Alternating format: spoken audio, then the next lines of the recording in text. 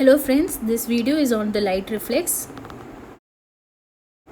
Before watching this video, please do watch the video on visual pathway. The link will be provided in the description. This will provide you a basic idea about the similarities and differences in the visual pathway and the pathway of the light reflex. In the figure you can see the light rays entering through the pupil.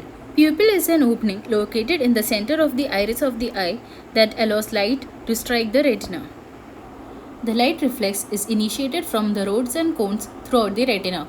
The fibers run up the optic nerve, partially decussate in the chiasma, and enter the optic tract with exactly the same distribution as the visual fibers. Near the upper end of the tract, however, they part company with the visual fibers, and instead of running to the lateral geniculate body, they enter the pretectal region. Here, they are relayed in a small pretectal nucleus of the same side. These fibers that are running from the retina to the pretectal nucleus constitute the afferent fibers of the pathway of light reflex. Now, the internuncial fibers, that is, connecting fibers, connect each pretectal nucleus with Edinger-Westphal nuclei of both sides. This connection forms the basis of consensual light reflex.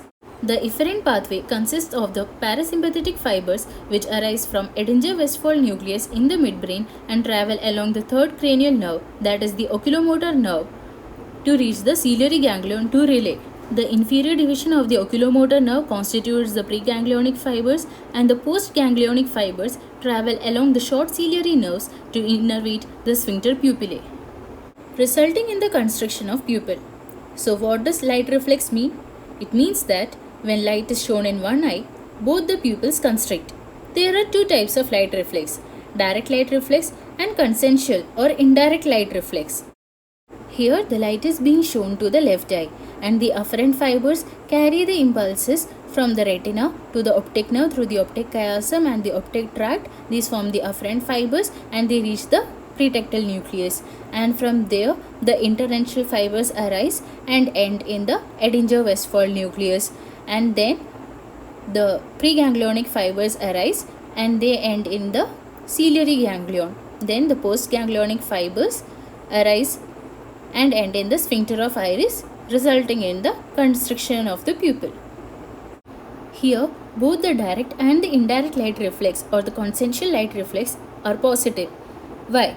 Because the constriction of the pupil to which the light is shown is called the direct light reflex, and that of the other pupil is called the consensual or the indirect light reflex. In this case, when the light was shown to the left eye, the pupil of the left eye constricted, leading to a positive direct light reflex, and the pupil of the right eye constricted when the light was being shown to the left eye, leading to a positive indirect or the consensual light reflex.